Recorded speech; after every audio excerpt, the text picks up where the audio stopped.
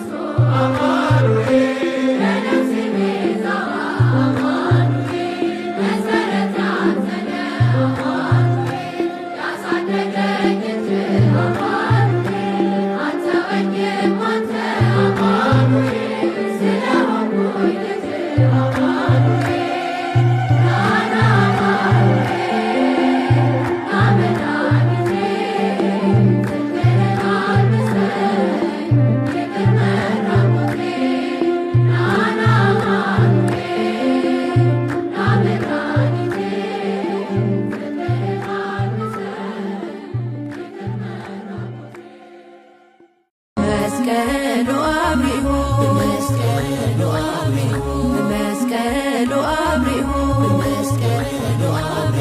فقرنا زقددو خاف سمايات وزوردو عمسكل زوعلو نمدهنا تايكن كفلو بمسكل أبرئه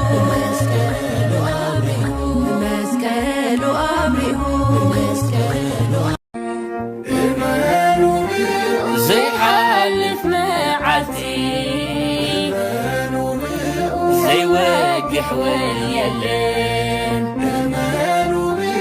كله يغليو ويتا مدهان يعلم فغري يزال علم لواه ولدكو زال عالمين أعداء زريحو لمنو دنكي قبل ويتا سلاتي الحق ويننا نوالتا وكان صباحي ولا تحانلي يهدي أنس كل بيقوني تمسكال سلسة جزية قصي من الأكلات متمر تمسكال سلسة جزية معتب هاللخون بس معاب وولد ومنفس قدوس أحدو أملاك أمين بس معاب وولد ومنفس قدوس أحدو أملاك أمين بس معاب وولد ومنفس قدوس أحدو أملاك سنبك رسلاس ينزع منت معزن كدك سيطان بكر مزيئات ميك قدس بيدا كرسيان انت تسمي مريم زين العالم عالم نعاكو تكزي سباك كنبارك كزين تأمنك نسألك كزين توقع كنغان لك وزين قناي لاسمك قدس سجل لك وزلك يسجل كل برك ولك تقناي كل سان أنت وإتو أملاك أمالكت وأجزي أجأست ونقص نقصت أملاك أنت لك زسقا ولكل لازا نفس ونسوع كنبك مهارنا قدس ولك كنزم لأنتم تسبت صلي كمزولو أبونا زب السماوات يتقدس اسمك تمسع منقصتك ويكن فقعدك بكم من السماء وعمدرم سيسايا نزل لألتنا عبني مدق لنا عبسان وجقاينا كمن ندق لزعب بسلنا يتابع عنك زي أوستا منصت ألا أدننا والهنم كل أكوس مزيئك إيت منقصتا إلى صفاتك بالعالم علم بسلام قدس جبريل ملعاك وغزتنا مريم سلام إليك دنقل والناك ودنقل وسقاك مجزيئة أبو السلام إليكم بروكتا أنت إيمان سفري كرسك تفسيه فستي أو مريم اللي تتأقع እግዚአብሔር ምስሌ ሳሎ ጸልይ ምሕረት በእንቲ አና አውቅር ወልች ኢየሱስ ክርስቶስ ከመ እስራኤልና ኃጣዊን ተማጸነ ብችም ጸሎት ሃይማኖት አምን በአሐድ አምላክ እግዚአብሔር አብ ኩሉ ገባሬ ሰማያት ወምድርም ዚያስትር ወዘኢያስትር የሆነ አምን በአሐድ እግዚእ ኢየሱስ ክርስቶስ ወልደ አብ ዋሕድ ዘሎ ምስለ ፈጠር ዓለም ብርሃን ዘእምብርሃን አምላክ ዘበአምላክ ዘበአማን ዘተወልደ ወአኮ ዘተገብረ ዘኦሪም ስታመለኮተ ዘባት ኩሉ ኮነ ዘእምበለ ይስአል ወዘኮነ ወኢምንትኒ ዘበሰማይኒ ወዘበምድር ዘበእንቲ ያለ ሰው በእንተ መድኃኒት ወደም ሰማያት ተሰብአ ወሰጎም መንፈስ ቅዱስ ማርያም እም ቅዱስ እንግል ኮነ በሲው ስለበንቲ አነ በመዓለ ጲላጦስ ጴንጠናዊ ሃሞ ወመቶ ተቀሮተን ሳመታን አመ ሳልስት ዕለት በከመ ጽሑፍ ጸጻ መጽሐፍተ አርገ በሷስተ ሰማያት ወነበረ በየማን አቦ ዳግም መጽ በስባት ይኮነን ያዋነ መታነው አልቦ መሐለቅ ለመንግስት ወነ አምድ በመንፈስ ቅዱስ እግዚእ ማየው ሰረጸማ አብንስ ግለቱ ወሰቦም ስለአወ ወል ዘነበ ነቢያቱን አምን በአሐቲ ቅዱስ ቤተ ክርስቲያን ተልዓለ ኩሉ ጓዛዋለቱን አምን በአሐትም ከት ለሰርታት ያስፈሰ አመታ ወይወተ ዘይመጽል ዓለም ዓለም ቅዱስ ቅዱስ ቅዱስ ቅዱስ ያበጻወት ወጽሙሉ ሰማያት ወምድረ ቅዱሳተ ስብሐቲከ ንሰግድ ለከ ክርስቶስ ምስጣበከ ሰማያዊ መንፈስ ቅዱስ ማያዊ እስመ መጻእከ ወአድኃንከ ንሰግድ ለአብ ወወልድ ወመንፈስ ቅዱስ አሐተ ስግደተ ሰግድ ለአብ ወወልድ ወመንፈስ ቅዱስ አሐተ ስግደተ ሰግድ ለአብ ወወልድ ወመንፈስ ቅዱስ አሐተ ስግደተ ሰግድ ለአብ ወወልድ ወመንፈስ ቅዱስ አሐተ ስግደተን ዘአሐዱ ሰለስቱ ወሰለስቱ አሐዱ ሰለስቱ በአካላት ወይተዋሐዱ መለኮት ሰግድ ለእግዝእትነ ማርያም ድንግል ወላዲተ አምላክ ሰግድ ለመስቀለ እግዚእነ ኢየሱስ ክርስቶስ ተቀደሰ በደሙ ክቡር መስቀል ኃይልነ መስቀል ጽነ መስቀል ቤዛነ መስቀል መድኃኒተ ነፍስነ አይትኩድ ነጻምነ ወለአመነ በኃይለ መስቀል ድህነ ስብሐት ለአብ ስብሐት ለወልድ ለመንፈስ ቅዱስ ይደልዎም ለአብ ለመንፈስ ቅዱስ ስብሐት ለአብ ስብሐት ለወልድ ለመንፈስ ቅዱስ ይደልዎም ለአብ ለመንፈስ ቅዱስ ስብሐት ለአብ ስብሐት ለወልድ ለመንፈስ ቅዱስ ይደልዎም ለአብ ለመንፈስ ቅዱስ ስብሐት ለአብ ስብሐት ለወልድ ለመንፈስ ቅዱስ ይደልዎም ለአብ ለመንፈስ ቅዱስ ስብሐት ለእግዝእትነ ማርያም ድንግል ወላዲተ አምላክ ይደልዋ ለእግዝእትነ ማርያም ድንግል ወላዲተ አምላክ ስብሐት ለመስቀለ እግዚእነ ክርስቶስ ደሎ ለመስቀለ እግዚእነ ክርስቶስ በምሕረት ዘከረን አሜን። አመዳገም ምጽአት እያስታፈን ለሰበት ስሜን ቃና አሜን። ለገብር ፍቃዱ ያቆመን አሚን ወበአምልኮት ያጽናነን ተማረን ወላዲተ አምላክ አሪጅ ጸሎተን አሚን ወአስተስሪ ኩላ ኃጢአተን አሚን ቅድመ መንበር ለእግዚእን አሚን ለዛ አብላዕነ ዘንተ ህብስስ መልዓለም ምርቶ ለዛ አስየነ ዘንተ ጽዋዓስ መልዓለም ምረቱ ወለዘ ሰርዓልን ሰነ ወዓራዘን እስመ ለዓለም ምርቶ ውስታ ገሰነ ኩሎ ኃጢአተን እስመ ለዓለም ምርቶ ወሀበን እስከ ቅዱስ ወደሙ ክቡር እስመ ለዓለም ምርቶ ዛብሳን እስከ ሰዓት ነሃብሉ ተስፋቱ አኮቴት ለእግዚአብሔር ልዑል ወለ ወላዲተ ድንግል ወለ መስቀሉ ክቡር ታኩተ ሰባስ ወለዚያ አምላክ ነው ወትረ በኩል ጀ በኩል ሰዓት ሰላም ለች እንዘን ሰግን ብለች ማርያም እመነን አስተበቋች ማርናው ተማጸን ብቻ በእንታና እምች ያጭማ ብቻ ማህበርንም እንግል ባሪች ጸሎት ተክስተ ማርያም እንግል ወላዲተ አምላክ ተአቢዮ ነፍሴ ለእግዚአብሔር ታሴ መንፈሴ በአምላክ መድኃኒት መርየም ማለ አመቱን ሐምዜ ሲያስተወጽኒ ኩሉ ትውልድም እስመ ገብረ ሊት ኃይለ ቤት ሳሉኒ ለትውልደቱ ለለ ይፈርዎም ወገብረ ኃይለ መዝራቱ ወዘሮም ለለ አቢሁልና ልቦነ ሰተብ ለሃያላን እመናብርት የም አቢሙ ለታኑ አጽቆሙ በረከለ ርባን ፈኖም እራቆሙ ለወላኑ ተወከፈ ለእስራኤል ኩሎ ተዘከረ ሳለ ዘይበለም ለአቡነ አብርሃም ወለዘ እስከ ዓለም ዓለም አሜን ስብሐት ለአብ ወመንፈስ ቅዱስ ይእዜኒ ወዘልፈን ወለዓለም ዓለም አሜን ባርከን ቀድስን ወአንጽን ግዝእተ ማርያም እሙ ለመድ ወለተ ብርሃን በረከትች ህድር በላሊነ ወላለ ኩልነ ማህበርትን ሳይወዳስ ያለክስተ ማርያም እንግል ወላዲተ አምላክ ዘይትነ በዕለተ ሰሉስ ጸሎታ በረከታ ምህረተ ቁርወዳ ያህሉ ምስለ ኩልነ ህዝበ ክርስቲያን ወምስለ ኩልነ ማህበር ሰላ ዓለም ዓለም አሜን አክሊለ ምክህነ ወቀዳሚተ መድኃኒትነ ወመሰረተ ጽነነ ኮነ በማርያም ድንግል እንተ ወለድ ለነዘ እግዚአብሔር ቃል ዘኮነ ሰብአ በእንተ መድኃኒትነ ምድረ ኮነ ሰብአቱ አምላክ ፍጹም ወንተ ዘወለተ እንዘ ድንግል እቲ መንክር ኃይሉታ ዘይት ነገር ሰአለነ ቅዱስ እስመ በፍቃዱ ተታአቦ መንፈስ ቅዱስ መጽአ ወአድኃነነ አብዩ ስብሐት እንግላጭ ማርያም እንግል ፍጹም ረካች መጎሰ እግዚአብሔር ምስሌቺ አንቱ ተሰዋሱ ዘርኤ ያዕቆብ ዘይበጽሕ እስከ ሰማይ ወመላእክተ እግዚአብሔር አርጎ ይወርዱ ውስቴታ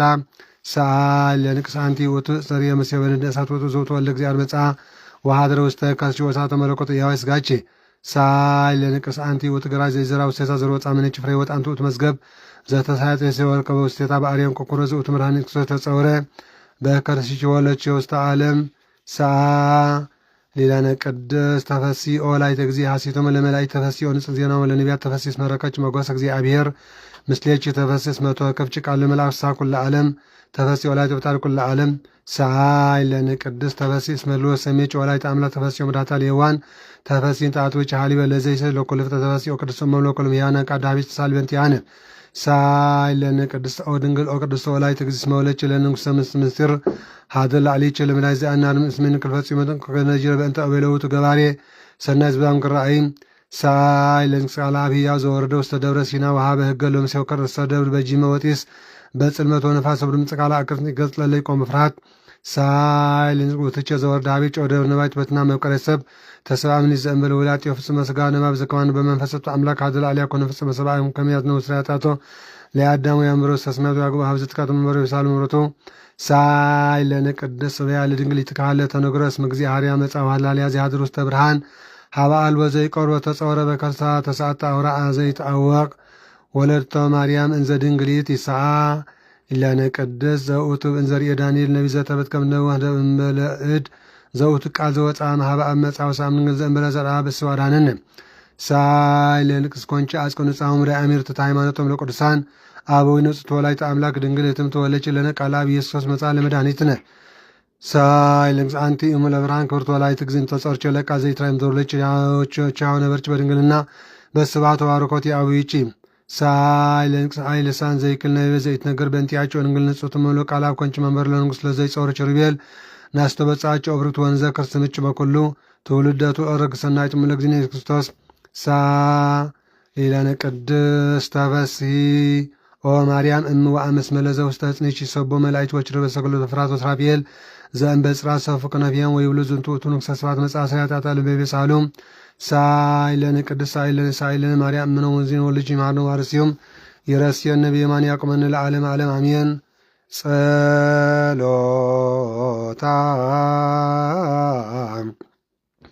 ለማርያም ወስእለታ ለኩልነ ህዝበ ክርስቲያን ቀበን ማተ ወልዳ ጸሎታ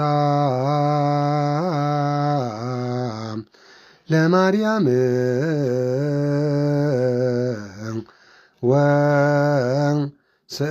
ወስእለታ ለማህበር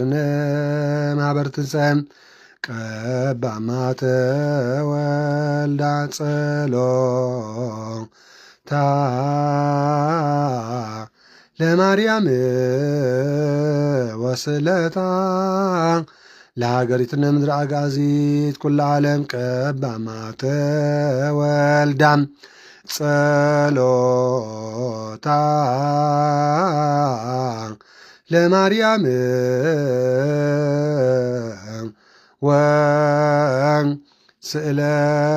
ወስእለታ ለኩልነ አግበርቲከ ወአይማቲከ ኩሎም ክርስቶሳን ሁለት ስላሴም ቀበነ ማተ ወልዳ እግዚኦ መሃረነ ክርስቶስ እግዚኦ መሃረነ ክርስቶስ እግዚኦ መሃረነ ክርስቶስ እግዚኦ መሃረነ ክርስቶስ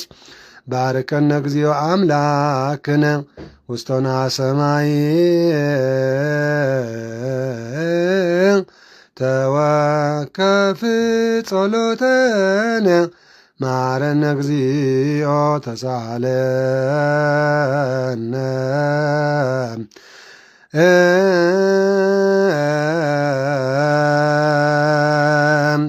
ማርያም አምላክ ማረነ ሰላም ሳልና ጋስታ ዓለም ስላሴ ምህረትን ያዲ አስባረልት አምላክ በረከትና ይኩልን ቅዱሳን ሆሪያን ዚአረም ተርና ሐልወና እግዚኦ መሐረብ ሰጥ አቡነ ዘበሰማያት አሜን። አቡነ ዘበሰማያት ቀደስ ስምከ ትምጻእ መንግሥትከ ወይኩን ፈቃድከ በከመ በሰማይ ከመ በምድር ሲሳየነ ዘለለ ተናበነ የምድግለነ አበሳነ ጅጋየነ ከመነን ድግለ ዘአበሰ የታባን እግዚኦ ተመሰት አላድነነ ባልሃነም ኩሉ እኩስ መዚያ ከይት መንግሥት ኃይለ ስብሐት ኩል ዓለም ዓለም በሰላም ቅዱስ ገብርኤል መልአክ ወግዝእትነ ማርያም ሰላም ለኪ ድንግል በልናችሁ ድንግል በስጋችሁ መግዚአብሔር ጸባኦት ሰላም ለኪ ብሩክት አንቲ ማዝረ ከርሰች ተፈሥሒ ፍስሕቲ ኦ ማርያም ለተጸጋ እግዚአብሔር ምስሌች ሰአል ወጸልይ ምሕረተ በእንቲአነ ሀበ ፍቅር ወልጅ ኢየሱስ ክርስቶስ ከመ ይስረይ ለነ ኃጣውኢነ ተማኅፀነ ብቺ ለዓለም ዓለም አሜን።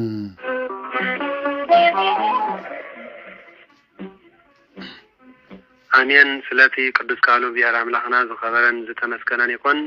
ስለ ዝገበረልናን ስለ ዝርዳእናን እግዚአብሔር አምላኽና ክብርን ምስጋናን አምልኾን ውዳሴን ስግደትን ንዑን እግዚአብሔር አምላኽና ይኮንና እምበኣር ሎሚ ዕለት 26 መስከረም ካብዚ ቀፂልና ናይ ዕለቱ ቅዱስ ቃል እግዚአብሔር ወንጌል ቅዱስ ሉቃስ ክንመሃር ኢና ምዕራፍ 1 ወንጌል ቅዱስ ሉቃስ ምዕራፍ 1 ከም ዝስዕብ ብምባል ቃል እግዚአብሔር አምላኽ የስተምረና እስመ ብዙሃን እለ ወጠኑ ይነግሩ ወይመሃሩ በእንተ ግብር ዝአምኑ በላዕሌነ ደከመ መሃሩነ እለ ቀደሙነ ርእዮቶ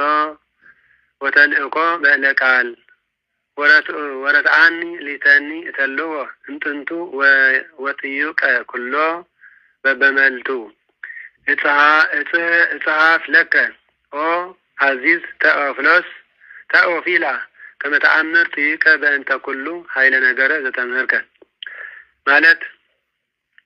ዜና ወንጌል ግብር ዝበሎ ተአምራት እዩ። ንሕና ዝተረዳእናዮን ተአምራት እትናገር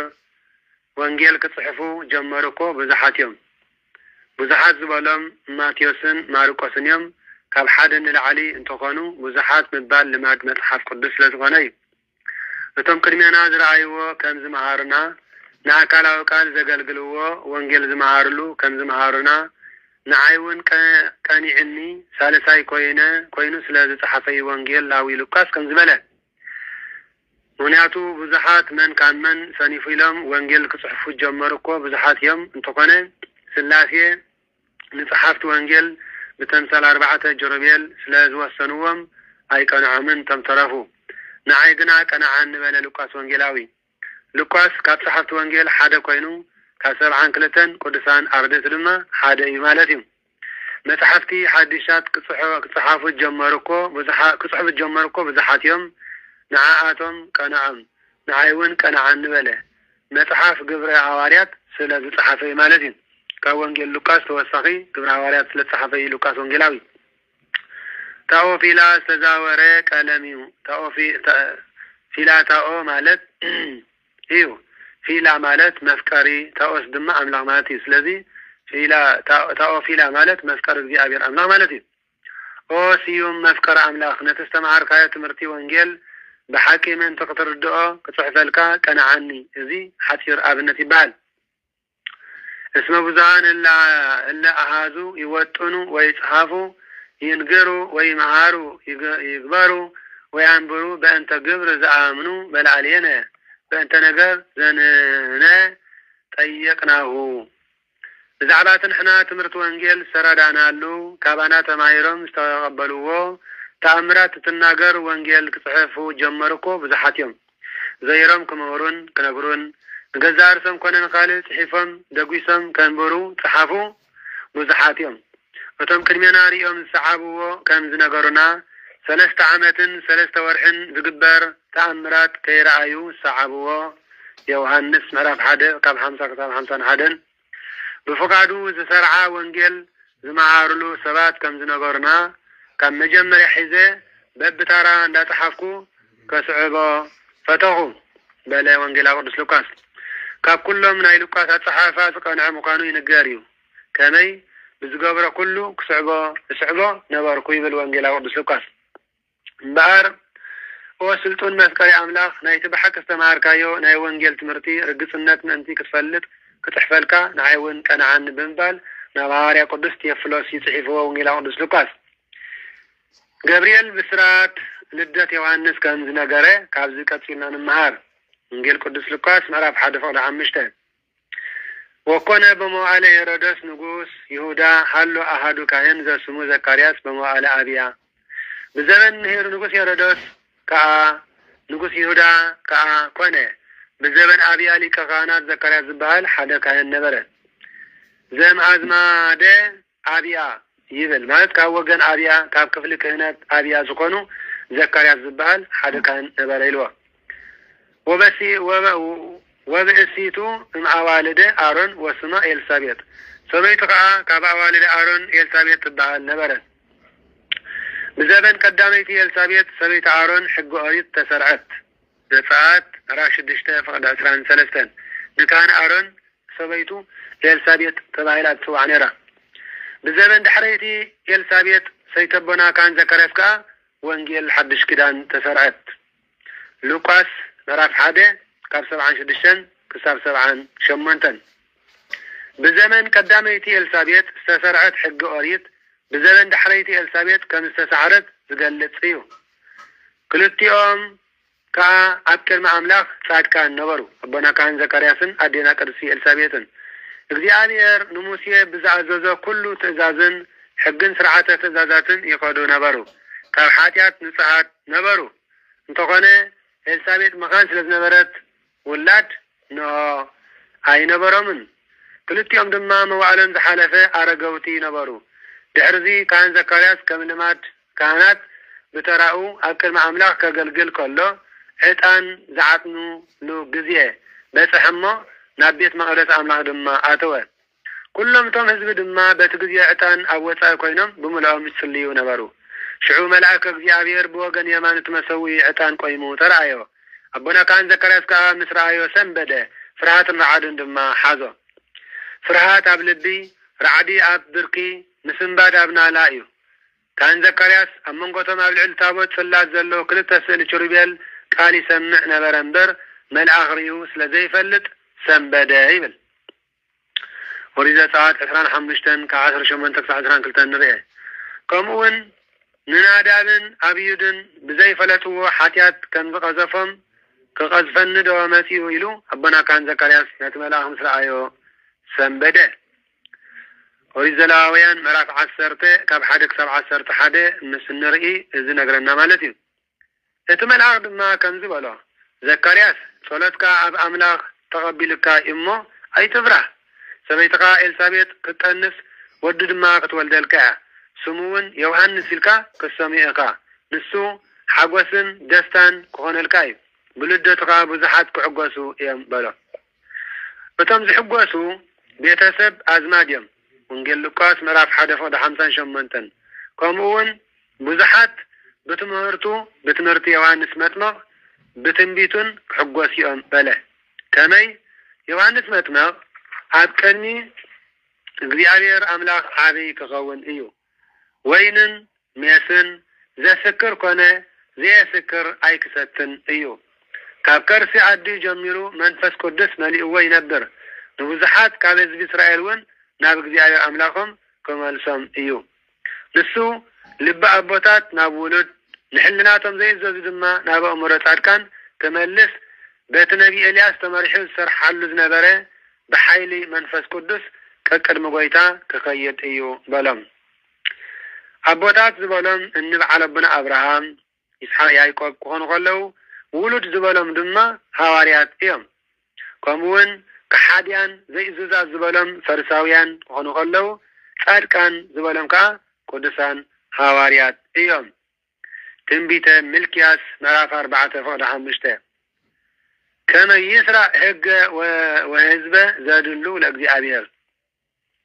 حقي كسرع لأግዚአብሔር زبقى حزبي كدالو كأكد مقويتا كخيديو بلا ويبيلو زكارياس لملعاك እግዚአብሔር منت أأمر كما يكون زنت كلناه أنهي ليك وبسيتية حلفة مواليها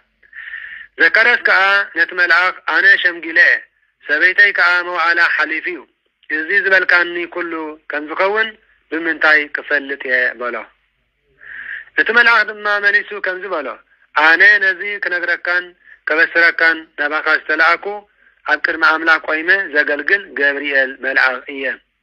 نعم بار نتبغزيو زفتسم زربايس لزي آمن كاني إذا زبالكوها كساح زفتسم حاباس كتكون مزراب كاكس أنيكا نايتك سات الزراربا دما حاباس كون بلا كون بعامة وسعان نبيبه يبل عباس كون مزرابون سعان بلا وتم هزبقنا الناس الليو ربنا كان زكرياس عبدق يتصبي ونبرو عبيت مقدس لزدهم قيقا تقرموا بزح رأي دخون تقليت اللو كوينو كمون شماقل لإمو وديقو دخون كوينو بمبال تقرموا نابعتم نسوة دما كزاربا مايكا آلن عبت بيت مقدس كله رأي كم استرأيه فليتو دما فلتو كمزي ملعاخ زبالة دما عباس كوينو نبره بإيدو يملكتهم كعانة بره دعرزي محالتات عقلقلتو مسفت سمه أبونا كان زكرياس نابيتو تملسه دعرقلت محالتي دما إلسابيت سبيتو تنساتي بل من تكبر عطولة عطانيلو أبونا كان زكرياس كلت محالتي صنيحو من إلسابيت تراغبا زاد ساعات عراف 19 كافقد 11 كساب 15 لامو وين كمو من تكبري سقون دمون من تكبري قدس قربان مستقبلنا كلت معالتي كاب ركبة سقا مخلقال يقبع وانجيل قدس لوكاس معراف 1 فقدي 24 وانجيل قدس لوكاس معراف 1 فقد 24 أبونا كان زكرياس من تكبري طلت عتان إلو قلت معاد سانيحو ندينا قدس يالتابيت مساء ركب كم نفسمه لو مدما سبعين سبيتن قدس قربان انت لا تقبلنا بجيحري قدس قربان قلت معالتي سانيحنا كاون دحار ركبة سقا كنفتسم نخيل مالاتيو إذي حق أملاخيو حق وانجيليو قال أملاخ زبلو حق وانجيل زبلو انت لا تقتلنا انت لا فلتنا انت لا سمعنا هوتنا خبارخيو حادارنا خبارخيو نابرانا قداسيو حزب كريستيان قال وانجيل زبل الله صنيلنا نسمع حدرا بار ويتنا يس كريستوس نعاي بزرعا يلن معالتات حسراني كان مأكل سب مئنتي كارحق كمزي قبر الليلة السابيت 5 ورعي ذاكل تنسى حابئات نو حسراني كان مأكل سب مئنتي كارحق اللي مالتا هوتسوته معتن يفسته أطبات هتئته بركات ملئته مرقم إلهم يصرفوا سلا زنواريهم مالتيو ناي كلهم قدسان بركات يكفلنا እግዚአብሔር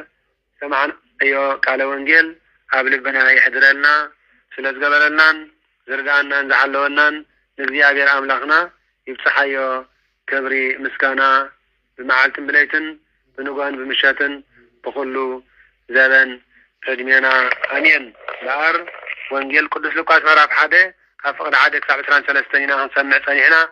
دحرزات سعب مزمور ناي علاتو ناي عامتو بعل قال እግዚአብሔር كنسمعنا እግዚአብሔር ክብር ምስጋና ይሁን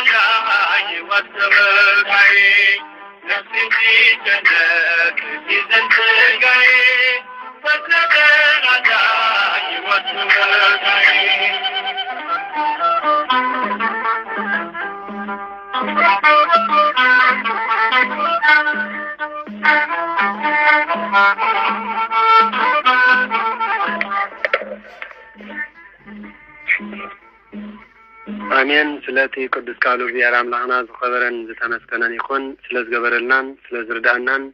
ስለዝሐለወናን እግዚአብሔር አምላክና ክብርን ምስጋናን አምልኾን ውዳሴን ይኹንና ለምን ኩሉ ጊዜን ዘላለም ዓለም አሜን ባር ካብዚ ቀጽልና ናይ ዕለቱ ዓመታዊ በዓል ዘሎ ቃል እግዚአብሔር አምላክና ጋር ገረይና ማለት እዩ ሎሚ ዕለት 26 መስከረም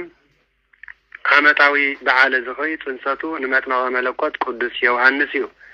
መጥምቀ መለኮት ቅዱስ ዮሐንስ ወዲ አቦና ካህን ዘካርያስን ወዲ አዴና ቅድስቲ ኤልሳቤጥን እዩ መጥምቀ መለኮት ቅዱስ ዮሐንስ ሎሚ ዕለት 26 መስከረም ተጸኒሱ ዕለት 30 ሰነ ድማ ተወሊዱ ማለት እዩ ስለዚ ናይ መጥምቀ መለኮት ቅዱስ ዮሐንስ ዕለተ ጽንሰቱ 26 መስከረም ክኾን ከሎ ዕለተ ልደቱ ድማ 30 ሰነ ማለት እዩ ምትረተ ርእሱ ክሳዱ ዕለት 2 መስከረም ክኸውን ከሎ ዕረፍቱ ድማ 30 የካቲት ይዞን ዘሎ ናይ መጥምቀ መለኮት ቅዱስ ዮሐንስ በረኸትን ረድኤትን ምስኩላትና ህዝበ ክርስቲያን ይኹን አሜን አሜን ካልአይ ዓመታዊ በዓለ ዝኽሮም ንጻድቃን አቦታትና አቦና ቅዱስ አብወሊ ሰማዕት ወልደ የስቶስ ፍልሰተ ስጉኡ እልፍ ሰማዕታት ማሕበር አባ አጋታ ዘሀገረ ግብፂ ከምኡውን አቡነ ጊዮርጊስ ሰማዕቲ ይህ ጸሎቶምን ጸጋ በረከቶምን ምስኩላትና ህዝበ ክርስቲያን ይኹን አሜን ወርሓዊ በዓላት ሎሚ ዕለት 26 መስከረም ወርሓዊ በዓለ ዝኽሪ ዕረፍቱ ንአቦና ቅዱስ ዮሴፍ አረጋዊ እዩ አቦና ቅዱስ ዮሴፍ አረጋዊ ሓላዊያን አዴና ቅድስት ድንግል ማርያም ወላዲተ አምላክ እዩ ጸሎትን ጸጋ በረከቱን ምስኩላትና ህዝበ ክርስቲያን ይኹን አሜን ካልአይ ወርሓዊ በዓለ ዝኽሪ ዕረፍቱ ንጻድቅ አቡነ ሰላማ ከሳቴ ብርሃን እዩ ጻድቅ አቡነ ሰላማ ከሳቴ ብርሃን ኣብ መበል 150 ዕድሚኦም بعلت 26 حملة معرفهم صلاتهم بركاتهم من كلاتنا هذا كريستيان يكون آمين الثالثاي ورحوي بعال ذكري سمعت الناتو نهاريا قدس توماسيو هواريا قدس توماس علت 26 جنباتيو سمعت الناس ذكفل صلاة بركاتن من كلنا هذا كريستيان يكون آمين سلسل جبرلنا زردنا نلعزيار أملاخنا يتصحيو كبر مسكانا لمن كل جزيان نزل عالم آمين بار كابز كاتيلنا نمارو حدا قدس كاله እግዚአብሔር አምላክ አለ ማለትዩ ንስድማ ስደታ ንያዴና ቅድስት ድንግል ማርያም ወላዲተ አምላክ ምስ ጎይታናን አምላክናን መድኃኒናን ኢየሱስ ክርስቶስ ወደ 2 ዓመት ኮሎ አቦና ቅዱስ ዮሴፍ አረጋውን አዴና ቅድስቲ ሶሎሜን እታ መጽሐኛ ጽዕነት ዜና ምራዝ ነበር መጽሐኛን በዚህ ለማዓንቲ ዕለት 16 መስከረም ናብ ሃገረ ግብፂ ድተሰደድሉ ዓመታዊ በዓል ማለትዩ أي بحكي زيادة أملانا كبر مسكانا يخونا آمين بحر تقدس كان زيادة أملاك تايزبل استزرع أزرعتي زبقل اللو استتقل أتكلتي صديقهم أفريم نايت سجن نايل ملامين جزيايو أسرقو لسماي بكواكبتي ولا مدرني بسنة تجيات قبر أدويك أدام أجزيو እንዳበልናን ጎይታ እነመስግነሉ ጊዜ ማለት እዩ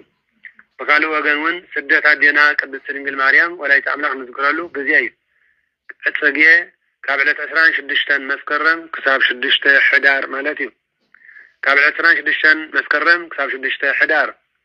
وقالوا وجن سدت عدينا قدس مريم ولا يتأملق نذكرله جزيء ويتانان أملقنا مدحينان إيسوس كريستوس أبستولد لجزيء بيتليهم بحوي تجاريدا أجاننت مبصحة سئينهم نحلقهم نجروه نسدما 4 تسكمتي بأمثال شربيل أدالوه تشكيما مسوسدوه ملايكتي بحات صحاوي الناوغو مقراب كلوه ناتي سلطان ناتكا منغستن زوسد حادث أن توليد على بمبالكا ديابلوس نيردس نجروه حمتن فرقان كلت حمتن زنبور السانات أكيبكا قتلهم اتن سلطاننا كسعر توليدو زلهتان كابعاتهم كخونيو دحت قلت عامتي بمبال سيطان ديابلوس أمقرا إذا قبل سيطان يردس أمقرا ملاك እግዚአብሔር ድማ ነቦና ቅዱስ ዮሴፍ አረጋዊ بحلم ليت بممساء كم زبالا تنف نساء هتسانة وأمه وقوية وستبيها رقلت او يوسف نازه هتسانة ندين حسكا ناف قلتي كد مسوالو حزوام كده يردس كلهم هتسانات كاللبن لبسن كوابي أمو نابيت منغستي أمسوا ميلو عبد إسرائيل أوجه بهذه مغنيات 244 شح هتسانات دما كتله نجيل ماتيوس مراف كل تفضل 10 شدشات ويتانان أملغنا مدحنا نيس كريستوس كامستم استقتلو هتسانات كم زي تقتله حزم مناف قبسي كم زقادو مسفلته هيرودس نربعة شفرا سراويز شلمات شلمو لعاهم أركيبكم كيدكم كتلو ودبل حسكم انت دعامتيكم لي دما زيادة شلمات كبابكم يهلو التبابيعو سددم نتم وتعذرات دما مس جيجار مسفن سوريا كان يوم كيدو يسا ودي يوسف حميمو أبغزا نبره سراويت ناي جيجار دد حريهم يسحبوهم كنزلو اسفلته نخنقروهم إلو انداقوية كده سيطان دما عمقدر خابمو او ازل منتي ياروتك كمل انتايو كنزقيرو زقوية كازلو بلو هيرودس نعزمادي وتعذرات ليخو حزوهم إلو علمو كنقرهم إلغام اللي سلو سيطان دما نيسان كنزبالو سيطان دما ذا حزن اللهم كمسل نسم دا قديما مهاكيدم انديام كتاب حجي أبي صنحكا قتيلهم ميخونيهم هيتدكم تملس بلو يوسا دما كم زبالة انت ميتم يغبرم انت عليم دما ينبرم يلوم كده عدينا قدس دنجل مريم دما عدينا قدس دنجل مريم يوسفن كادخيمم كفيلم سلام يدما نقوي تحقيقات وقلا يوسا دما قوي خيرو أركبم يوسا سلزر خبم تحقوسه كم دما بلم هيرودس سراويت ليخو حسكم أنتو إلي يبل الله تسراتكم دما بزو كفتو بلو يلو تزاربم تاريرته عده دما قدس مريم بسنبادن ودا كاب سلمي وسيدا بمحر سنباده نبعتا أبقت قويتا كساب زنطلطب بخير قويتا دما نيسا كتنقرنا من ساكات صبوي انتقوانا نديس لذا سنبركايا كاب داقماي متساعتي أتنسيه واقعا كساعة قبلتا امن تترئيس كادكس بلو عبعا دما امن تترئيسو موتا يبن كابتز نبروا تنسيهم ناقروا كلو كا سراويت هيرودس أركبوهم أبتقام زنبرت عباي قرب بن تخفتت اللهم نبرت من أرقومن دما أبعا أتو اتي عرقي أبوشتي كوينو دما ينوكو نبره كراخبوهم سلزي كالوغن نابوت أم تملسو ويتا دما نتعرقي قربتك زي نتصف سقاقا زما زي بالله يخون بلو نعرقن تايولو ويتا شعو قربتك زي نتصف سقاقا دما زي بالله يخون بلو تعرقي أوش تقينو ينوكو نبره كراخبوهم سلزي كالوغن تم وتعذرات كبيسهم نابوت أم تملسو سراويت هيرودس مستملسو نسم دما قعزهم نام مدرى قبسي قتلو أبونا يوسفنا دينا قبسنا مريم مالتي قبسي كعطو قلو كا قربيتن قوبتاتن سقدلهم مئرة تتفسع سبت عزن لأتسان ولاديتو رئيه زقبرة تأمر واستدول قبس أنبعاتو أن فرحاتو أدبار وسقدلتو كم زبالة مالتي نو أدينا أص مريم من أبونا يوسفن زبلعن ستن سلزين برام أدينا قدس دنجل مريم كا زتقبل لين ترخبكو كل من إلى مسكدت ሰይጣን ልብቶም ህዝቢ ከም ከውሒ አትረሮ ወላ ሓደ ዝተቀበላ ሲና እንደ ሓዘነት ተመልሰት እቲ ሰብአ ሰገል ገጸ በረከት ኢሎም ዘምጽእሉ ናይ ወርቂ ጫማ ድማ ተሰሪቁ ጸንሓ ናይ ወዳ ማለት እዩ እግዝእትነ ማርያም ከዓ ከም ዝበለት ለሚነ ንዘይረክብሲ ጫማ ወደይ ድማ ተሰሪቁ ኢላ አምሪራ በኸየት ጎይታናን አምላኽናን መድሓኒናን ኢየሱስ ክርስቶስ ድማ ንሓዘናን ንባዓታን ርዩ ካብ ከውሒ ማያ ፈልፈለላ ሰሚኦ ህፃን ለእሙ ገአራ ባረከ ኮኳሃ ወአንቃ ማየ እንታተ እግራ ወእምኒሃ ለጽምአ ትስተይ አመራ ወከመ እይስተይዋ ሰብአ ሃገር ለይእቲ ማይ አምረራ ወለርቋን ፈወሰ ወጥእንተ ገበራ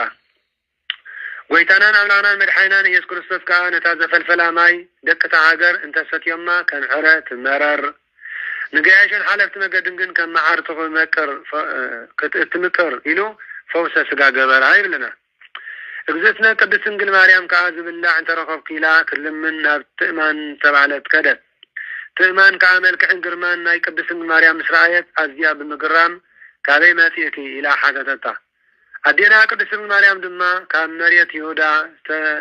ሰደድኩ እየ ኢላ መለሰትላ ክፉእ ግብሪ ስለ ዘለኪ እኽምበር ንዚ ኩሉ መልክዕክስ ካብ መጋረጃ ቤትኪ እኳ ኣይመወፃእክን ነርኪ ኢላ ድማ ነዴና ቅድስት ማርያም ሓጨጨትላ ይብል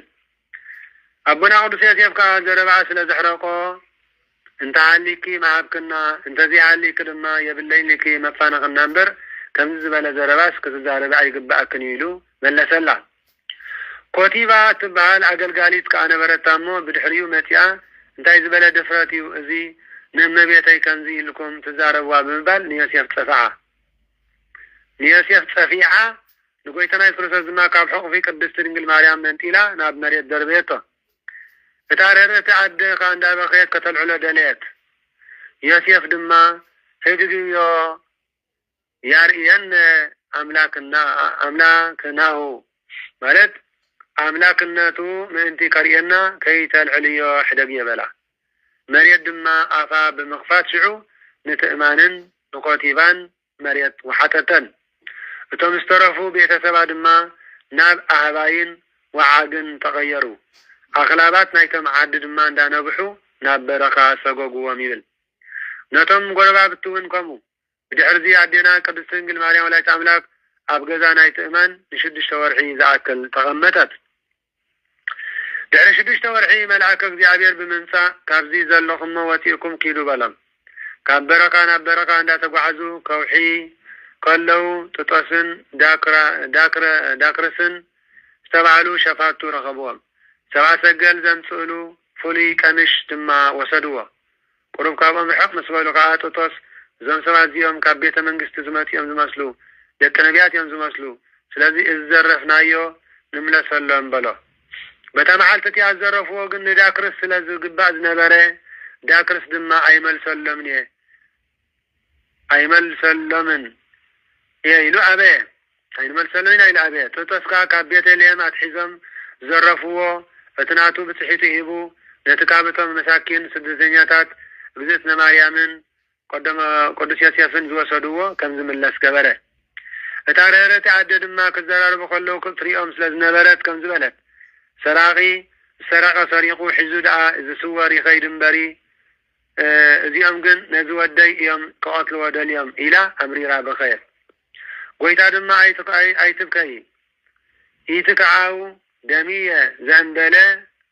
ዘእንበለ ዕለተ ዓርቢ ማለት ደመይሲ ቅድሚ ዕለተ ዓርቢ ኣይክከዓውን እዩ ኣይትብከይ እዞም ትሪኦም ዘለኹ ድማ ምሳይ ሓዲኦም ብየማነይ ሓዲኦም ድማ ብፀጋመይ ክስቀሉ እዮም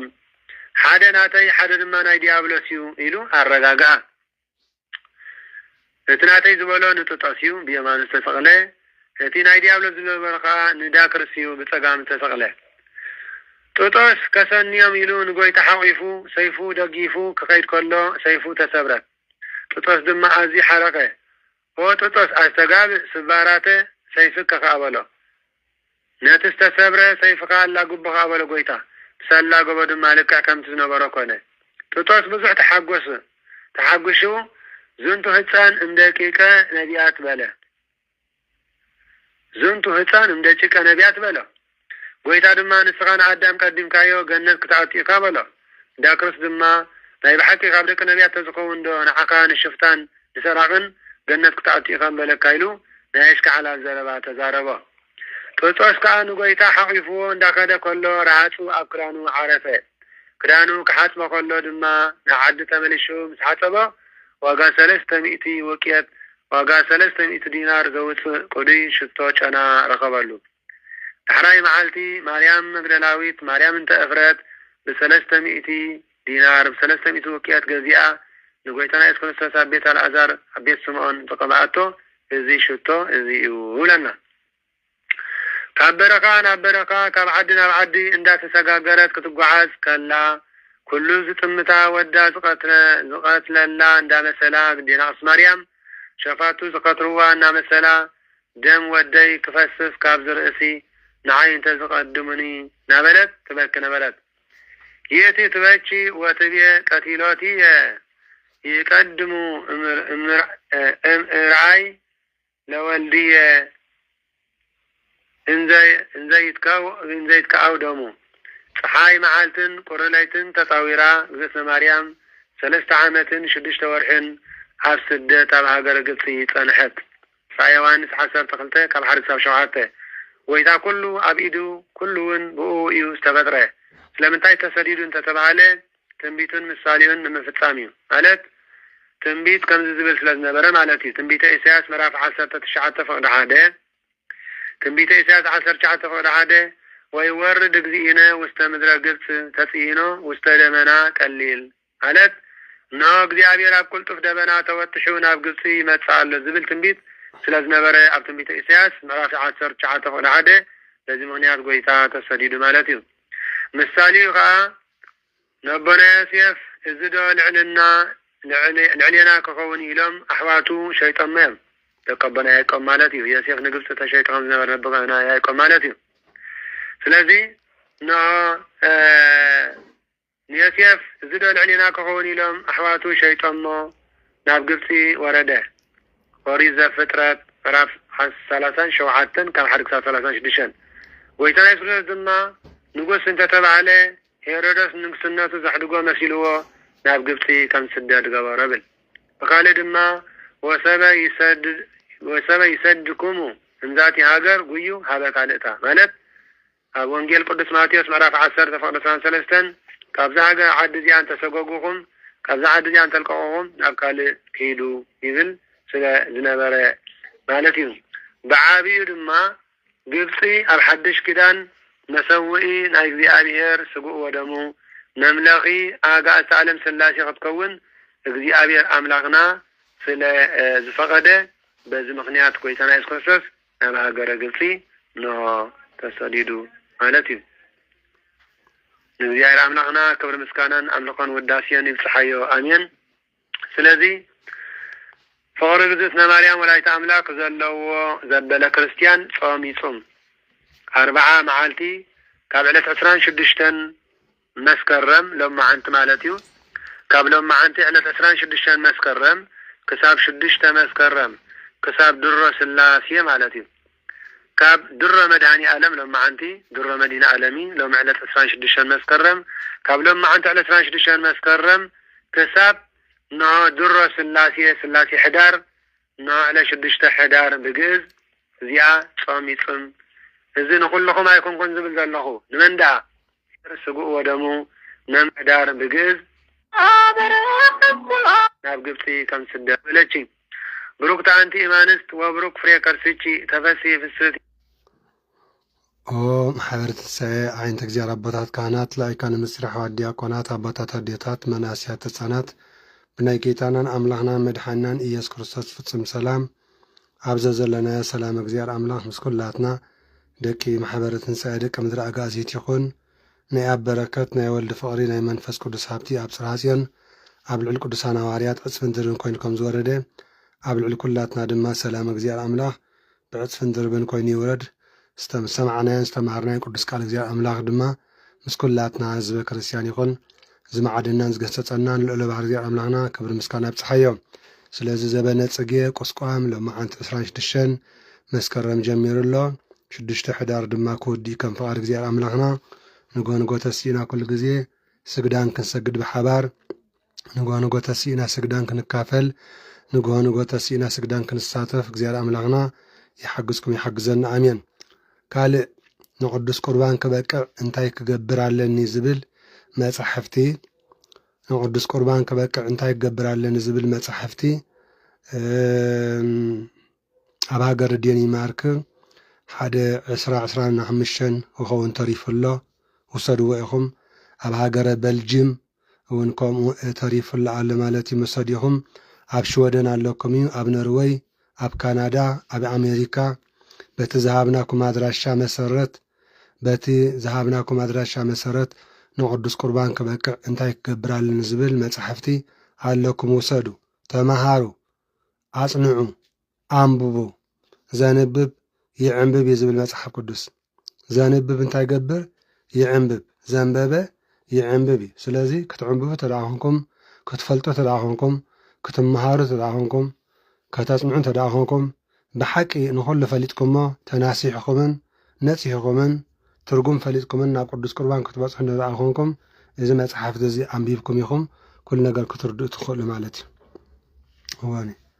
ኩሉ ሎሚ ማለት ኩሉ ብእግዚአብሔር አምላኽ ሕያዋ እዩ። እግዚአብሔር አምላኽ ርህሩህ ፈጣሪ እዩ እምበር ኩሉ ሰብ ቁርባን ይቕበል ኣሎ። ኩሉ ሰብ ሎሚ ቅዱስ ቁርባን ዘይገብር ኣሎ። ኩሉ ሰብ ሎሚ ቅዱስ ቁርባን ይቕበል ኣሎ። ናይ ኣምልኾ ስግደት ግን ኣይፈልጥኒ። ኩሉ ሰብ ሎሚ ቅዱስ ቁርባን ይቕበል ኣሎ። ናይ ኣምልኾ ስግደት ዝበሃል ግን ፈጺሙ ኣይፈልጥኒ ማለት እዩ። ሪኹም ህዝበ ክርስቲያን ስለዚ ከምዚ ክኸውን ኣይግባእኒ ማለት እዩ። ከምዚ ክኸውን ኣይግባእኒ ደቂ ማሕበረ ትንሳኤ። ስለዚ ኩሉ ሰብ ሎሚ ቅዱስ ቁርባን ይቕበል ኣሎ። ከይፈለጠ፣ ከይተማሃረ፣ ከየጽንዐ፣ ከይተረድአ ሎሚ ቅዱስ ቁርባን ይቕበል ኣሎ ብዙሕ ሰብ። ተረዲእኩም ክትናስሑ፣ ተረዲእኩም ክትናስሓ፣ ተረዲእኩም ክትቆርቡ፣ ተረዲእክን ክትቆርባ ከም ፍቃድ እግዚአብሔር አምላኽና እዚ መጽሓፍ እዚ ክትሕዛ ግባእክን እዩ፣ ክትሕዙ ይግባእኩም እዩ። እወኒ ኣብ ዘይረብሕ ክንደይ ተጥፍኡ ኣለኹም ኢኹም። ኣብ ዘይረብሕ ክንደይ ተጥፍእ ኣለኹም ኢኹም ገንዘብ ኣብ ዘይረብሕ ማለት እዩ። ስለዚ እቲ ዘሎ በረከት ናይ ማሕበር ትንሳኤ ስለ ዝኾነ በቲ ተዋሂብና ዘሎ መምርሒ መሰረት እዚ መጽሓፍቲ እዚ ኣብ ሂወትና ክንውንኖ ኣብ ቤትና ምሳና ኣብቲ ዝጥዕመና ሰዓትን ደቂቕን እንዳንበብናን እንዳፈለጥና እንዳተማሃርናን ዘይበረሃልና ኣቦታትና ካህናት እንዳሓተትና ሃይማኖት ተዋህዶ ብግቡእ ክንርዳኣ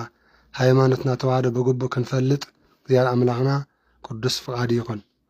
ካልኣይ ቁም ነገር ይሃልወኩም፣ ቁም ነገር ይሃልወኩም። ናይ በረከት ህዝቢ ኮኑ፣ ናይ በረከት ህዝቢ ኮና ኢኹን። ቁም ነገር ይሃልወክን። ሰላም አምላኽ ምስ ኩላትና ይኹን። አሜን። ስለ ኩሉ ነገር ንእግዚአብሔር አምላኽና ክብሪ ምስጋና ይብጽሓዮ። አሜን። ኩላ እግዚአብሔር አምላኽና ናይ ጽባሕ ንጎ ሰባት ዝገልጽዎ ስለ ዘይኮነ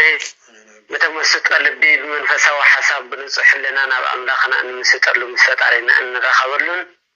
ስለ ዝኾነ ኣብዚ ማሕበረ ትንሳኤ ዝመጻኹም ኩልኻትኩም ከመይ ውዒልኩም? እግዚአብሔር ይመስገን። ቅዱስ እግዚአብሔር አምላኽና ዝኸበረን ዝተመስገነን ይኹን። ስለዚ ቃል እግዚአብሔር ጸሎትን ኣምሲኹም ኢኹም ምንም ንውስኸል የለን። ናብቲ ተሪፉ ዘሎ ጸሎት ይመሃረና እሞ ኩላትና ንእግዚአብሔር አምላኽና ብሕልና ዘለና ፍቕሪ ብጸሎት እግዚአብሔር ድማ ተቐቢሉ ጸሎትናን ኩሉ ምህለላናን ከቕበለልና ንጸሎት ዝኸውን ሕልና ንሰብስብ። መሃሪ አምላክ ይመሃረና፣ ተሳሃሊ አምላክ ይሳሃለና። በረከተ እግዚእነ ኢየሱስ ክርስቶስ በረከታ ረድኤታ መብርሃን የካፍለና እግዚአብሔር አምላክ በረከተ ኩሎም ቅዱሳን መላእክት የካፍለና። ዝናብ ምሕረት ጠል በረከት ይወርደልና፣ ሰላም ይሃበና፣ ፍቅርን ሰላምን ይወርደልና። ስደትና ስደት ጎይታናን መድኃኒናን ኢየሱስ ክርስቶስ ይግበረልና። እግዚአብሔር አምላክ ቅዱስ እግዚአብሔር አምላኽና ኣብ መላእ ዓለም ድማ ሰላምን ምሕረትን አውርደልና። ኣብ ጨንቅን ኣብ መከራን ዘለው ህዝብና በዛ ሰዓት እዚኣ ዝብላዕ ዘይብሎም ኣብ ፈቆዶ ቁርን ኣሳሒታን ዘለው ህፃናት ቤት ማእሰርትን ባህሩርን ብዝተፈላለዩን መከራን نزلوا حزبنا أبكناتنا بحسم مكران نزلوا እግዚአብሔር አምላኽና ምሕረትካ አውርደልና ቅዱስ እግዚአብሔር አምላኽና ሕሙማን ይፈውሰልና እግዚአብሔር ሕያዋን ይቀበልና ቅዱስ እግዚአብሔር አምላኽና ዘዓረፉ አባታትና አሕዋትና ድማ ምስ አብርሃም ይስሐቅን ያዕቆብን አንብረልና እግዚአብሔር አበተረ ወገነት ወአበተ ነጽፈ ረፍሲ ወለ እግዚአብሔር አምላኽ አቡነ ዘበሰማያት ንበል አቡነ ዘበሰማያት ወይኩን ፈቃድከ በከመ በሰማይ ከማሁ በምድር ሲሳየነ ዘለለዕለትነ ሀበነ ድግለነ አበሳየነ ደጋየነ ከመነን ንህድግ እዛ አበሰለታ በአን እግዚኦ ውስጥ መንሱት አላድነና ወላንም ኩሉ እኮይ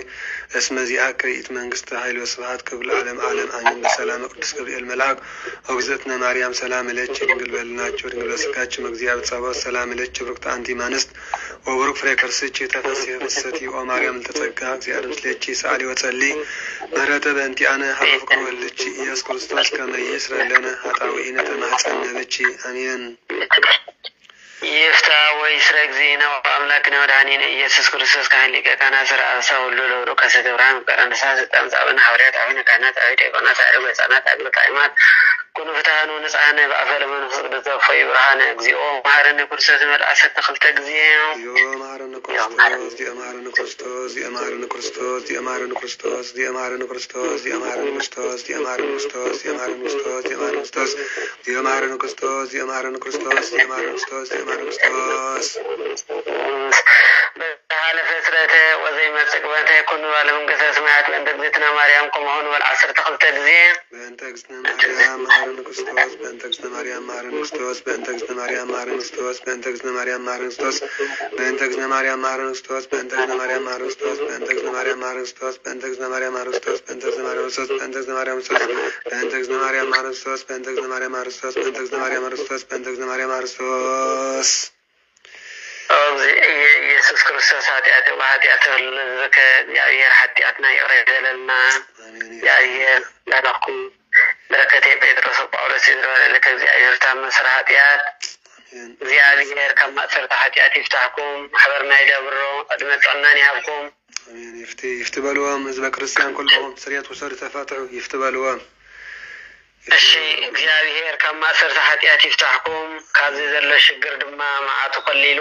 ምሕረት ይወርደና እግዚአብሔር አሜን። ነዛ እግዚአብሔር ሰላም ለይቲ ይግበረልና አሜን አሜን። ተመስገን ፈጣሪ ኩሉ ዓለም ተመስገን ፈጣሪ ኩሉ እግዚአብሔር አምላኽና ናይ ጽባሕ ንጉስ ሰባት ይበለና እግዚአብሔር አምላኽና ምስጋና አሜን አሜን ሰባት ይበለና እግዚአብሔር አምላኽና አሜን። ስለቲ ቅዱስ ቃሉ ሰማይ እግዚአብሔር አምላኽና ዝኸበረ ተመስገናን ይኹን ክቡራን ዓንተ እግዚአብሔር አባታት ካህናት ላይካነ ምስር حواد دياقونات أبطات أديتات من آسيات تتصانات سلام እግዚአብሔር አምላኽ ምስ ኩላትና ህዝበ ክርስቲያን ይኹን አላ ዓይሉ ዘጀመረና አጀምር ዘፈጸመና ለእለ ባህር እግዚአብሔር አምላኽ ይብጽሐይ ከሩ ምስጋና አብዘ ዘለና ናይ አበረከት ናይ ወልድ ፍቅር ናይ መንፈስ ቅዱስ ሃብቲ ኣብ ጽርሐ ጽዮን ኣብ ልዑል ቅዱሳን ሐዋርያት ዕጽፍን ትርኮንኩም ዝወረደ ኣብ ልዑል ኩላትና ህዝበ ክርስቲያን ድማ ሰላም እግዚአብሔር አምላኽ ብዕጽፍን ድርብን ኮይኑ ይውረድ ሎም ኩሉ ግዜን ዘለዓለም ዓለም አሜን። ብስተኻለ ከም ትዝበልኩኹም كم فقد እግዚአብሔር አምላኽና እቲ መጽሐፍቲ ኩልኻትኩም ወሰዱ ንቅዱስ ቁርባን ከበቅዕ እንታይ ክገብራልን ዝብል መጽሐፍቲ ኩልኻትኩም ወሰዱ ንቅዱስ ቁርባን ከበቅዕ እንታይ ክገብራልን ዝብል መጽሐፍቲ ኩልኻትክን ወሰዳ ከም ትእዛዝ ኣይኮንኩን ዝብል ዘለኹ ክትመሃሩ ድልየት ስለዘለኒ ክትመሃራ ድልየት ስለዘለኒ ክትፈልጡ ድልየት ስለዘለኒ ክትፈልጣ ድልየት ስለ زلني مالتيو እግዚአብሔር አምላኽና ክብር ምስጋና ይብጽሐዮ ካልእ እዛ ማሕበር ትንሳኤ እዚኣ ፔጅ እዚኣ ኩልኻትኩም በዚኣ ሪኩዌስት ሕተቱ ብለኩም ኣለኹ በዚኣ ደጋጊመ ይሕብረኩም ኣለኹ ደጋጊመ ይሕብረክን ኣለኹ በዚኣ ገርኩም ሪኩዌስት ሕተቱ ኢኹም ፍሬንድ ምናልባት ሕጂ ጽባሕ ንግሆ በዚኣ ጥራሕ እንድሕር ኣትየ እዞም በዚ ማሕበር ትንሳኤ ኣትዮም ዘለኹም ኣጽቂጥኩም ዘለኹም ከም ደይ ትረኽቡ ንፍለጡ ጽባሕ ንግሆ ሕጂ ንምሳሌ በዚኣ ጥራሕ እንድሕር ኣትየ ጽባሕ ኣይትረኽባንን ይኹን ኩልኹን በዚ ማሕበር ትንሳኤ ይኹን ዘለኹን ጽባሕ ንግሆ በኺርኩም ከተርፍዳ ኢኹም ማለት እዩ ኩልኻትኩም በዚ ማሕበር ትንሳኤ ይኹም ዘለኹም ጽባሕ ንግሆ በኺርኩም ከተርፍዳ ኢኹም ማለት እዩ ስግዳን ክሓልፈኩም በዛ ማሕበር እዚኣ እንድሕር ኣትየ በዛ ፔጅ እዚኣ ጥራሕ እንድሕር ኣትየ በዛ ማሕበር እዚኣ ጥራሕ እንድሕር ኣትየ በዛ ፔጅ እዚኣ እንድሕር ኣትየ ጽባሕ ንግሆ ደይ ክትረኽባን ትኽእል ኣይኹን ጽባሕ ንግሆ ደይ ክትረኽቡን ትኽእሉ ኢኹም ይሕብረኩም እየ ዘለኹ ይሕብረክን እየ ዘለኹ أتي مدقام كمزي نورمال يمسلكم الله خون نورمال مسلكنا الله صباح نقول سين كنا نخطر في دقيقة تاهم تقبره سينكم نخطر في اليوم تاهم تقبروا سلاز بزي ريكوست حتاتو ريكوست فريند بزي فريند خون بلكم الله بزي فريند خون بلكنا الله تسمعون تداخنكم ما تسمعون تداخنكم مالتي الراي سلام معالتهم زو علينا زيار أملاغنا سلام زلو ليتي مشات يقبر لنا كبران حزب كريستيان كلكم بزي ريكوست حتاتو أنا أقبلكم الجهاد صباح من الوقت بزي أنا حدقاتي زوم بمحبرة ساعت رح تقتلوا لهم أتسكيتكم بزوري فريند قيت حاتو أتسكيتكم بز تايت مصدر لهم سيئنكم نخطر فدتوا اليوم سيئن كان نخطر فدات قلاغن هواني بطعمك شللتنا تعلقكم بطعم يخن شللتنا زلكن يعزبكم يزلغ يعزبكن يزلغ بطعم بك حقا العلي شللتنا تعبيت عليكم تعبيت عليكن هواني تملكوا حزب كريستيان سلازي حدراكن ريكوست حتى بالكم تايتقون فريند ريكوست حتى بالكم تايتقون تاي قد لكم تاهم تقعد لهم تاهم تقعد لهم هو كي قارصكن هاي اتوا بزيا فريند حتى تابلكن الله كي قارصكم هاي فريند حتى تابلكم الله زي نقول لنا حساويت تاي زي نقول لنا الكذربه انت هتقبر ابد صحف اللغي انت هتقبر ابد مدانا قريت انت هتقبر ابد صحف اللغي كومنت كمان فريند محتاج ايكونن كومنت كمان مصحف كي الكي اللغي فريند محتاج ايكونن كومنت كمان مصحف كي لكم اللهم تكومنت دا وديا من صحف الكل وديا من دا زي نقول لنا الكسي كان تصحفسي من دا امريكا من افريقيا بينا ياريك انت وياريك دابو متصاوت ديابلس ايتكون بعلاقاتكم متصاوت الشيطان ديابلس ايتكون بعلاقاتكم ايتكون بعلاقاتكم زي فلتنا نيم انتي زي فلتنا 3-4 معالت اندي حد حبركم زلكم تفلطون فرقان تفلطان فرقان يكن 3-4 معالت اندي حبركم مدانا قرتي زي كولو خيكون نو يقولون فرقان تعبيت علون كم حقن العلي تعبيت علون تعبيت علون بزيا فريند حتاتو بلا له اب فيسبوك بزيا بيج زيا فيسبوك فريند حتاتو بلا له بزيا فريند فيسبوك حتاتا بلا له تعبيت كنا علون طعم ليتي حضرنا غير املاحنا سلام كونوا 30,000 حساب بزند اتهم سي شحنا 400 اللهم كساب حجي نابز ايقعاسكم نابزي ايقعاسكن زبزحكن نابزي ايقعاسكن ندلخ نابزي ايقعاسكم نزلهم سبحان الله خايتسنني بزي اخاتي سبحان الله بزي اخاتي بخيركم كاي ترفد ابلكنا الله بخيركم كاي ترفدو دحان حدرو طعم ليتي سلام حدرو سلام ليتي سلام حدرا سلام ليتي دليا انا دي اطعي غركن دليا حتاتا تقدسا هواني دليا حتاتا واي سلام كونو سلام عشان نابزا فريند زيا فريند حاتيتكن مقطاو كشجركنسي كابزن السعودية كمان تسديدكن اللهن كابزن السعودية أنا عد عرب كمان تسديدكن اللهن كابزن أوروبا كمان تسديدكم اللهن كابزن أوروبا نبي كمان تسديدكم اللهن كابزن أمريكا نكندا هلم زبل عالم هاجر أستراليا كمان تسديدكم اللهن كابزن إسرائيل كابزي نبي كمان تسديد زي أقدر الله النجار كالت فلتة أب تيك توك كندين نحضركن أب فيسبوك كندين نحضركن أب إنستغرام كندين نحضركن أب تيليجرام كندين نحضركن أب فوقو كندين كتصحفان كومنتن كتلفلفان دام سكن نحضركن زي طفي إننا كتبلاني زي طفي إننا كتبلوني نخالق بلوه سلام تراي عملوا يتحجي دحان حدارو باتريات أن هاي لمنقصي لو من ديما باتات حد أوان سي باترسي منقصتس باتر خطك أمال لولو حد أوان منقصت باتر خطك أمال لو باتري بباتري أواني بفقر زلمن كأبيك كخلا ببتري تسمعه واني بفقري زحبر كاي بفقري سخانة كاي حبرة حسب بفقر استخانة كاي حزبي بفقر استخانة كاي حبرة حسب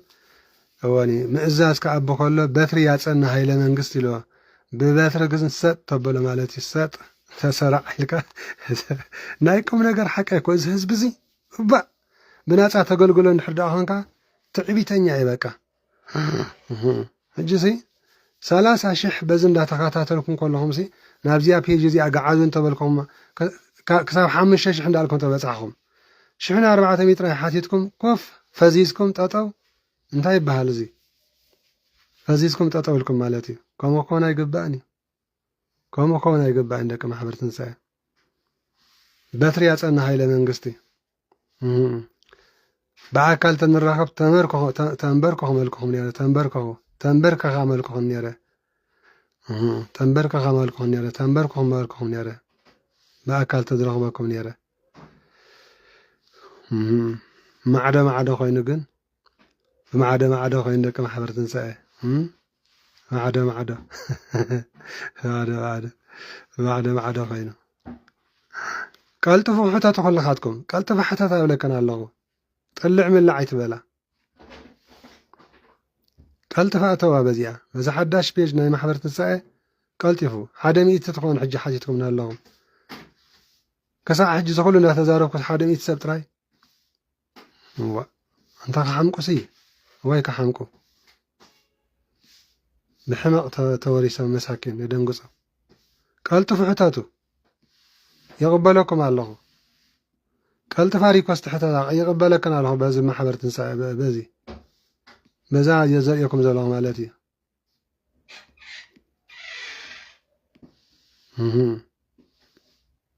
قالت فو تقدى سنة امسا شللت النت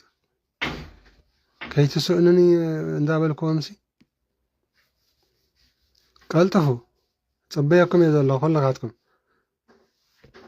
كلتا شحمل أوالهم مشات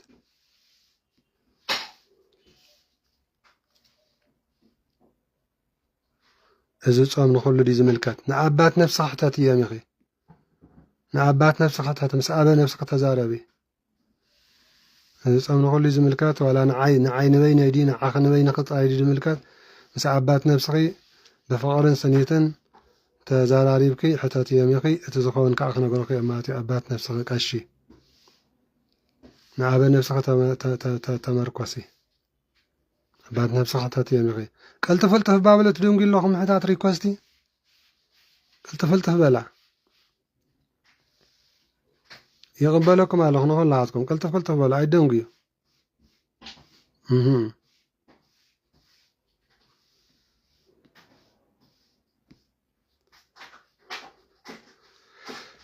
يدوم قيو قالت فو صباح نقول أنا بذي أكاتي أي كثر خوينا يقوم أبي كيت كاريلا ماني سدد اللي نجب لني كم زجبرني كتب له حيت ترفضه هواني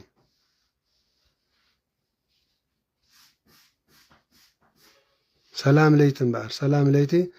بقى بذاهي بكم زلهم غيركم كلكم حتى تامسيهم قبلكم كمسيات صباح نقول بذي أداءته تراخوا بنو تقولوا بقليل ما تطعم ليتي سلام ليتي لك محبر تنسائي سلام ليتي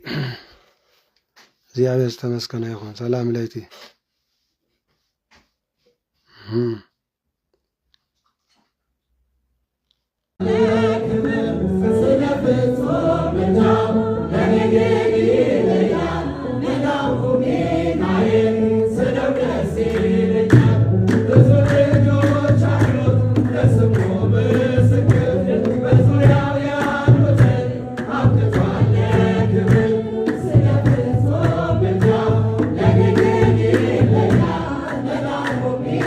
Amen.